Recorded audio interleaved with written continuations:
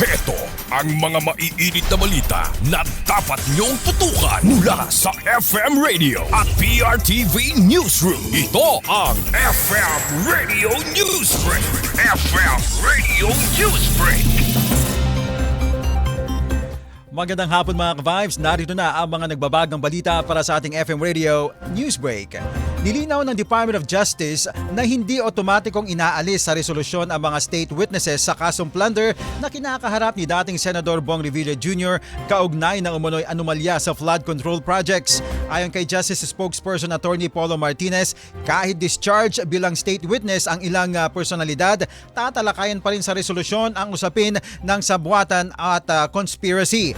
Nauna ng kinestyon ng kampo ni Revilla ang hindi pagsusumite ng kontra sa laysay ng ilang testigo.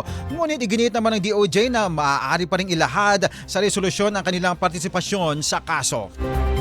FM Radio Newsbreak. FM Radio Newsbreak. Samantala sa iba pang mga balita, inanunsyo ni Pangulong Ferdinand Marcos Jr. ang automatic enrollment ng lahat ng 4-piece beneficiaries sa Lifeline Rate Subsidy Program para sa mas maraming mahihirap na pamilya ang makikinabang sa bawas singil sa kuryente. Sa ilalim ng bagong patakaran, ang mga 4-piece household na gumagamit ng 50 kilowatt per hour pababa kada buwan ay makakatanggap ng 100% na diskwento sa kanilang electric bill.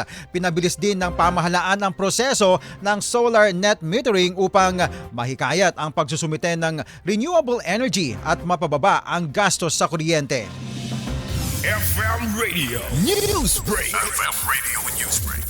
At sa ating panghuling balita naman mga ka-Vibes, inihayag ng Philippine National Police o PNP na naka-full alert ang kanilang seguridad sa buong Metro Manila at iba pang lungsod para naman sa selebrasyon ng Chinese New Year bukas Martes.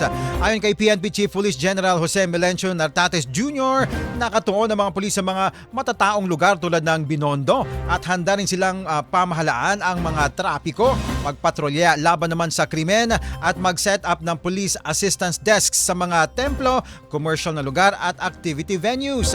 Pinayuhan ang mga motorista na gumamit ng alternatibong ruta at asahan ang pansamantalang pagbabago sa daloy ng trapiko at hinikayat din ng PNP ang publiko na maging alerto at makipagtulungan sa otoridad habang ipinagdiriwang ang Chinese New Year. FM Radio Newsbreak. FM Radio Newsbreak. At yan mga ka-Vibes ang buong kalipunan ng ating pagbabalita para sa ating FM Radio Newsbreak. Ako po si Cherubim Ganaden, magandang hapon.